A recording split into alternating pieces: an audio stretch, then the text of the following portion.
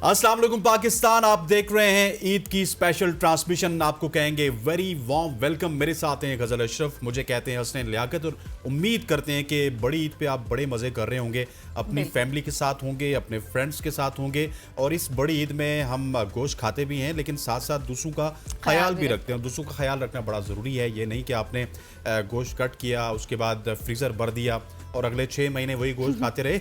इसमें आपको दूसरों का ख्याल भी रखना है और साथ एंजॉय भी करना है, खुद भी गोश्त खाना है। लेकिन वही गजल वो बात है ना कि हम 2 दिन गोश्त खाते हैं और तीसरे दिन हम कहते हैं यार कि खुदा का वास्ता है कोई दाल बना दो, कोई साग बना दो। तो इस वजह से उस गोश्त को आपने स्टोर बिल्कुल नहीं करना। बिल्कुल आप सही कह रहे हैं। आप जितने भी लोग जहां से भी हमें देख रहे हैं, आप सबको पहले तो बहुत बहुत ईद की खुशियां मुबारक हो। लेकिन उसके बाद जैसे हसनैन ने बात की कि गोश्त को आपने फ्रीज नहीं करना, दूसरों का ख्याल रखना है। अगर आप फ्रीज करेंगे तो बाद में क्या होगा, वो आप खा तो लेंगे, बाद में आपकी अपनी तबीयत खराब होगी, अपने पेट खराब होंगे। कब तक खाएंगे? 2 दिन में आप भर जाते हैं। बिल्कुल एग्जैक्टली। और वो फिर एक वो खत्म भी हो जाता है, उसकी चस खत्म हो जाती है।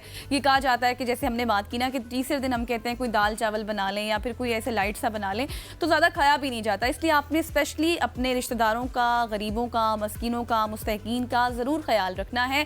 और ईद की खुशियाँ तो आपको पता है तभी दोबाला होती हैं जब आप अपनों के संग बैठते हैं, अपनों से मिल बांट कर बातें करते हैं, खुशियाँ बांटते हैं, एंटरटेनमेंट होती है। इसीलिए हम भी आपके सामने मौजूद हैं ताकि इस ईद को हम मिलकर सेलिब्रेट करें और साथ ही साथ आपको एंटरटेन भी करते रहें। लेकिन उससे पहले आपको उससे पहले देखें, आपने जब ईद की बात कर ली तो ईद पे आपने गोश्त बनाना है, उसके लिए बर्तन भी आपको बड़े बड़े रखने पड़ते हैं, बड़ी बड़ी आपकी कढ़ाइयाँ होती हैं, बहुत सारे डिश के आपके ख़राब होते हैं, तो उनको ख़राब से ठीक करना है, उनको उनकी ओरिजिनल हालत में अगर आप पहुँचाना चाहते तो हमारे पास है विम। ये सुपर पावर है इस विम में, और इसमें पावर है विनेगर की और लाइम की। इन दोनों के साथ ये एक तो स्टेन्स को बिल्कुल दूर भगाता है और उसके साथ साथ खुशबू भी बड़ी ज़बरदस्त आती है, आपके बर्तनों को चिकनाई से दूर रखता है। बिल्कुल आप सही कह रहे हैं। और घर तो आपका तभी कंप्लीट होता है ना जब आपका घर साफ होता है, चाहे ख़वातीन हो चाहे मर्द हजरात हो। तो पहली प्रायोरिटी क्या होती है कि आपका किचन साफ होना चाहिए और किचन में आपके बर्तन साफ होने चाहिए। और बर्तन आपके तभी, क्योंकि सारा ईद का मौका है तो बहुत सारे बर्तन आपके गंदे होते हैं। फिर उसके बाद आपने हर तरह की रेसिपी ट्राई करनी होती है। बहुत ईद से पहले जब हम रील्स देख रहे होते हैं तो हम बहुत सारी रेसिपीज़ को सेव भी कर लेते हैं कि हमने ये भी ट्राई करना है, वो भी ट्राई करना है। फिर बहुत से मसाला जात आप घरों में रख लेते हैं पहले से लाके। वो तमाम तर मसाले जब आपके बर्तनों पर लगते हैं, वो ग्रीस, वो ऑयल, वो चिकनाई सबको दूर करेगा सिर्फ और सिर्फ ये विम। और क्योंकि जैसे हसनैन ने कहा कि इसमें पावर है विनेगर की और लाइम की, ये बहुत ही ज़बरदस्त डिश वॉश लिक्विड है जिसको आप ट्राई कर सकते हैं। फ्रेगनेंस इसकी बहुत अच्छी है, बर्तन आपके बिल्कुल फ्रेश और चमकदार हो जाएंगे एकदम से। बिल्कुल ऐसी। और इसमें डिफरेंट साइजेस मौजूद हैं। ये वाला भी साइज रखें, ये साइज है, फिर इसमें ये साइज है, ये साइज है, और ये डिफरेंट साइजेस में आप अपने किचन में रख सकते हैं। और खवातीन मैं ये समझता हूँ कि वो बड़ी खुश होंगी जब वो इस विम को यूज करेंगी, क्योंकि उनको ज्यादा एफर्ट करने की जरूरत नहीं है। जस्ट अप्लाई दैट, हल्का सा आप रब करेंगे तो आपके दाग पहले आप स्मॉल साइज लेकर उसको चेक कर लें, फिर आप वरना मीडियम भी ले सकते हैं, फिर आप बिग भी ले सकते हैं। हमारे चाहने वाले हमें जब हम पे एतबार करते हैं तो उसके बाद हम पे एतमाद करेंगे। गजल आगे बढ़ते हैं और अपने मेहमानों का तारुफ करवाते हैं। हमारे साथ मौजूद हैं मुल्क पाकिस्तान का एक बहुत बड़ा नाम, काफ़ी अरसा इन्होंने टीवी पे भी गुजारा है, अब भी आपको टीवी पे भी नज़र आती हैं, डिजिटल प्लेटफॉर्म पे भी नज़र आती हैं, कुछ अपना काम भी कर रही हैं, कुछ डिफरेंट प्लेटफॉर्म्स के लिए भी काम कर रही हैं। आपकी जानी पहचानी शख्सियत है। मारिया जदू ने हमें ज्वाइन किया। Maria, thank you so much for joining us. Eid मुबारक मारिया आपको भी ईद मुबारक। कैसे आप दोनों? अल्लाह का शुक्र, बेहतरीन अल्हम्दुलिल्लाह। और मारिया के साथ हमारे साथ मौजूद हैं मोटिवेशनल स्पीकर। आज भी हम इनसे मोटिवेशन लेने की कोशिश करेंगे कि गोश्त किस तरह से खाया जाता है, क्या मोटिवेशन होनी चाहिए गोश्त खाने के लिए, छोटा गोश्त खाने के लिए किस तरह की मोटिवेशन चाहिए, बड़े के लिए किस तरह की चाहिए, दरमियाना तो होता नहीं है कि वो मैं पूछूं। रेसिपीज की बात कर ले, रेसिपीज अच्छी बना लेती हैं, खाने पीने की बातें बहुत करती रहती हैं। सो हमारे साथ मौजूद है जी आपकी जाने पहचानी शख्सियत, आपके मॉर्निंग शो का हिस्सा बनती रहती हैं, ये इरम रिजवी साहिबा। हमेशा मेरे इंट्रो में जो है ना कुछ ना कुछ मसाला डालते हैं। ईद मुबारक आपको भी। बिल्कुल जी। और इसके साथ हमें ज्वाइन कर दिया है जी उसामा जमील साहब ने। Thank you so much Usama for your time. Eid के रोज आपने हमें वक्त दिया, ईद मुबारक आपको। खैर मुबारक, आपको भी ईद मुबारक हो। और आप जो प्यार दिखाते हैं और जिस इज्जत से आप बुला लेते हैं तो आने का भी मजा आता है। सर आप ये बताएं कि मैं अक्सर सिंगर से पूछता हूँ कि सिंगर कैसे ईद गुजारते हैं, उधर कसाई लगा होता है, इधर आप गिटार पे। नहीं, हम क्या करते हैं, हम उसकी चांपों से कुछ ना कुछ म्यूजिक निकाल रहे होते हैं। तो हम या फिर पीछे आप गा रहे होते हैं साथ आपने बैल- जाने की जिद ना करो। बैल या बकरों को एंटरटेन भी तो करना होता है। हाँ, उसको ऑफ कोर्स कोई लोरी तो सुनानी पड़ती है ना उसको ज़िबा करने के अच्छा, लिए। बहुत सारे सिंगर की बात कर रहे थे, हम पहले भी एक रोज बैठे थे तो बात कर रहे थे ऐसे ही, तो वो कहते हैं कि अक्सर ना बैलों को या बकरों को थोड़ी सी धुन सुनाओ तो वो खामोश और तहम्मुल का मुजाहरा करने मदहोश हो लग जाते जाते हैं। हैं। Of ऐसा ही course, है। ऐसा ही है, बिल्कुल ऐसा ही है। तो कभी ऐसा इत्तेफाक हुआ है आपके साथ भी ईद पे? इसमें एक बहुत फेमस हमारे पास एक शेर है कि प्यार नहीं है जिसको सुर से, वो मूर्ख है, इंसान नहीं है। तो ये सुर है तो ये मतलब बैल सब भी पे इंसान है। असर रखता है। इंसान तो नहीं है, feelings लेकिन रखता है। फीलिंग्स तो Feelings उसके है। अंदर नहीं, हैं। ऐसा- तो जिसके अंदर फीलिंग्स हैं वो मुझे मारिया ये लगता है कि जितने भी सिंगर्स हैं ना, ये आके कहते हैं ना कि वहाँ पे हम हारमोनियम बजाएंगे या गिटार बजाएंगे तो वो जो बैल है वो भागेगा नहीं। तो ये कह रहे होते हैं कि हमारी भी कसाई के साथ जरूरत है, हमें भी हायर किया जाए। हायर किया जाए। आजकल वैसे महंगाई बहुत ज्यादा हो गई है। लेकिन जरूरी भी हो गया। जरूरी हो गया। अच्छा मारिया, बताएं आपकी ईद कैसी गुजरती है, क्या आपकी तैयारियां होती हैं, किस तरह से स्पेंड करती है? जाहिर है हमने अब लड़कियों की वो एक बात होती है ना कि हम तो दूर दूर से ही देख रहे होते हैं कि हमारा बैल कट रहा है या बकरा कट रहा है। तो आपकी ऐसा ही क्या है। होती है? अच्छा, मैं छोटी थी ना तो मुझे बड़ा खौफ भी आता था, मतलब अब मैं बड़ी कब हुई है? I am 28। ओके, शुक्र मान गई। मेरे ख्याल से 25 के बाद नहीं, मैं अपनी एज नहीं छुपाने। अच्छा, तो मैं थोड़ा हाइट भी हो जाती थी कि नहीं यार ये ख़तरनाक सा लगता था। लेकिन मैं आपको बताऊं, मैंने हमेशा ईद बहुत अच्छे से सेलिब्रेट किया। कोई भी इवेंट होता है मैं हमेशा उसको सेलिब्रेट करती हूँ। मैं अक्सर लोगों को देखती हूँ कि 2018 में आई लॉस्ट माई फादर, तो स्टार्टिंग के कुछ जो ईयर्स थे उनकी डेथ के बाद तो थोड़ा लगता था कि यार मनानी चाहिए, नहीं मनानी चाहिए, अजीब सा वो एक फ्लैशबैक्स आते हैं बहुत ज़्यादा आपको।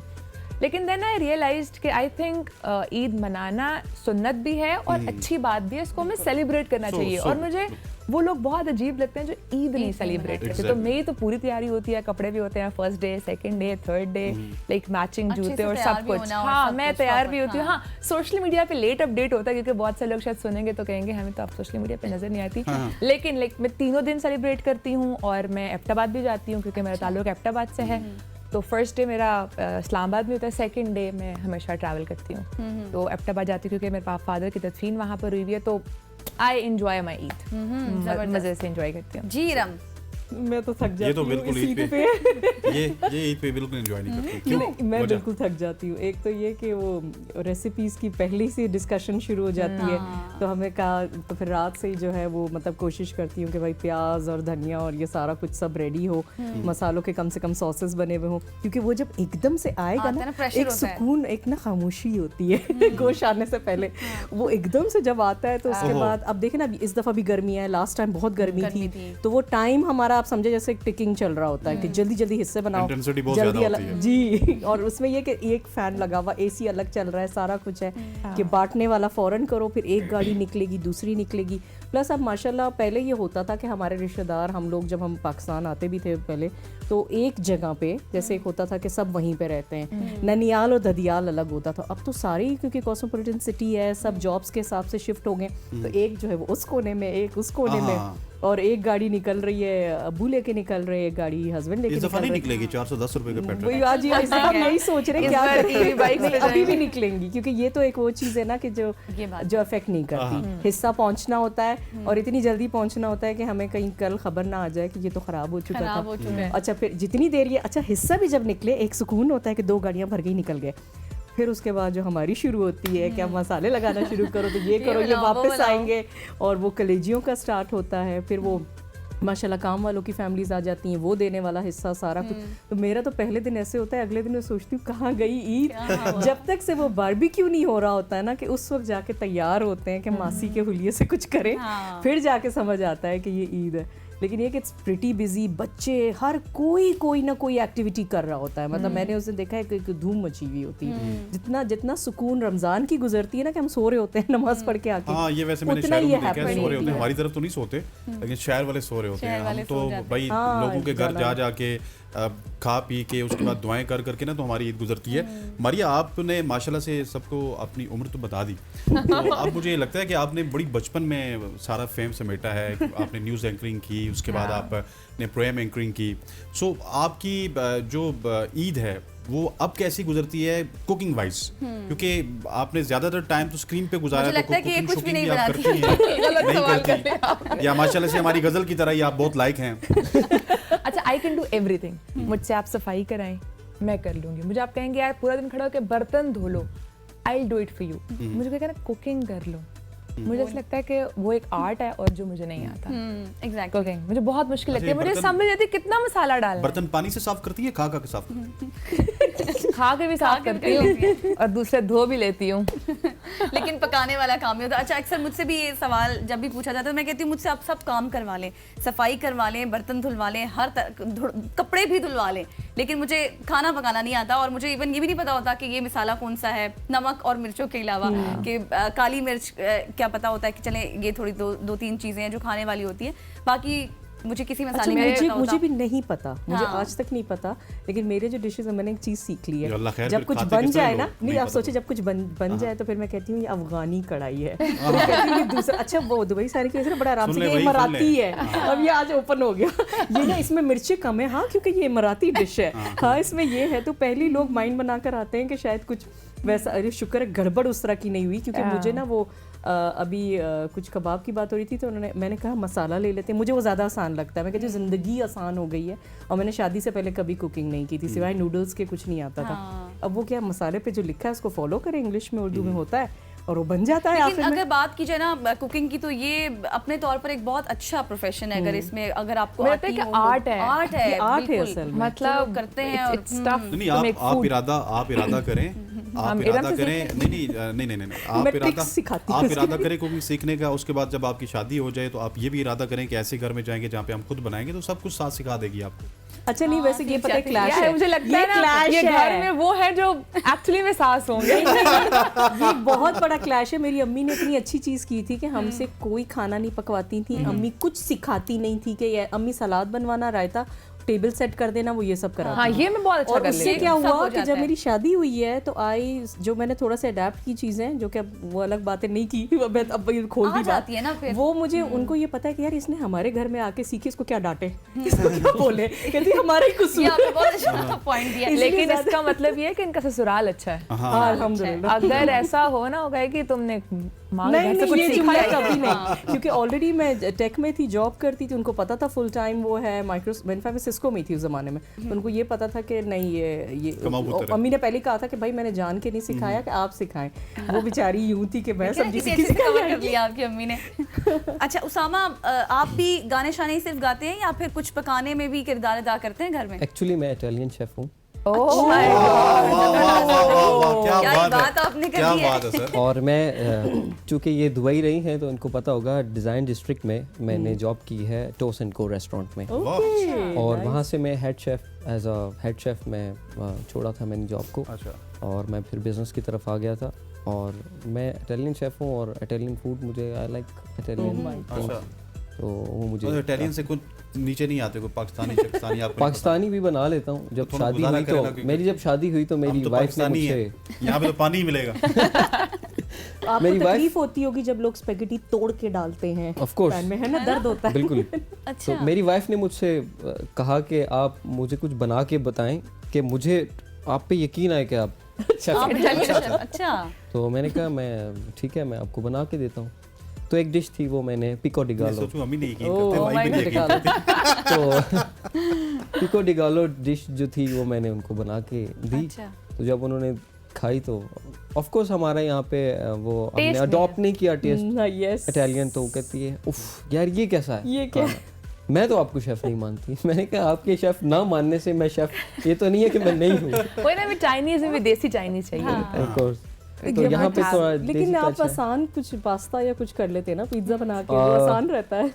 एक्चुअली स्पेशलिटीज भी होती है ना बंदे की, तो मेरी जो ऐसी उठा ली जो समझ ही ना आया। स्पेशलिटी वो थी कि मैंने कहा मैं उनको अच्छा सा एंटरटेन करता हूँ, बट मैंने तो अपनी तरफ से अच्छा करने की कोशिश की, बट क्या करें, हर इंसान के अच्छा सर अपने देखें taste मेरी बात सुने, अब ईद की बात हो रही है, लोग इस वक्त गोश्त काट रहे होंगे, हाँ, कोई बकरी का वो गोश्त गोश्त काट के रहा हवाले होगा, से कोई सुनना ऊँट का चाहते काट हैं। रहा होगा, लेकिन कोई इस सब बैल में एक और कैटेगरी भी होती है ना, जो गोश्त कट रहा होता है लेकिन वो नूडल्स मांग रहे होते हैं। हाँ नूडल्स ये और रात ये को आज की पिज्जा वाली है, ऑर्डर हो रहे हैं। Gen Z, ये Gen Gen Z Alpha, generation है। ये वो वाली जनरेशन है। लेकिन अभी सर आपके ऊपर हम क्योंकि आप ये ना कहना कि खवातीन को हम ज्यादा टाइम दे रहे हैं, तो लेट सपोज बकरा अगर आपके सामने हम काट के रख दें, उसमें से कौन सी इटालियन डिश निकल सकती है? उसमें बहुत सारी हैं इटालियन डिश। जैसे हम एक इटालियन डिश है, जैसे मैंने इनको पिको डी गालो बताया कि हम उसको बकरे की जो लैम्प है उनको हम काटते हैं अच्छा बहुत बारीक किस्म का, उसको कट लगाते हैं, कट लगा हमारी के आपके मुंह पे पानी आना स्टार्ट हो और गया। मज़ा आ रहा है। उसको पहले I ग्रिल love करते mutton। हैं, ग्रिल करके फिर उसके ऊपर सॉसेस जो हैं वो भाई तो बहुत लगाकर मजे का होगा अगर आपने और बनाया था फिर तो। उसमें हम नहीं, चिपोटले ये ड्रेसिंग बकरा ईद की करते हैं, रेसिपी बता रहे हैं फिर हमें अनियन, क्या आप फिर ऐसा बना टमाटोज सकते हैं। और फिर चेडर चीज़ उसके ऊपर डाल के और फिर उसको रैप अप करके अगर आप खाएं तो ऑफ कोर्स। क्या ही जबरदस्त बात की आपने। इटली में तो ऐसा होता है कि वहाँ पर तो वो कहते हैं रेड वाइन भी साथ हो, तो वहाँ पे तो कुछ और भी ट्रेंड होता है। बट हम माशाल्लाह अगर मैं क्या बात है, क्या कहने सर? अगर मैं करूँ माशाल्लाह ही कह सकता हूं मैं। ये वाला हिसाब हो गया। ये वो वाली बात मैं है। माशाल्लाह डांस बहुत अच्छा कर रही हूँ। मैंने अपनी बेटी जब डांस कर, मेरे माशाल्लाह कितना अच्छा कर रही है, इतनी डांट पिटी नानी मुझे और ऊपर सब। से सही सब अक्सर कहते रहते हैं यार कि आप ये जब सॉन्ग स्टार्ट होता है आप बिस्मिल्लाह क्यों कहते हैं? वो कहते हैं बिस्मिल्लाह कहते हैं। तो ये डिस्कशन हमारी इसी तरह से जारी रहेगी, आपने कहीं नहीं जाना। यहाँ पर वक्त तो एक शॉर्ट सी ब्रेक का, वापस आते हैं, स्टे विद अस।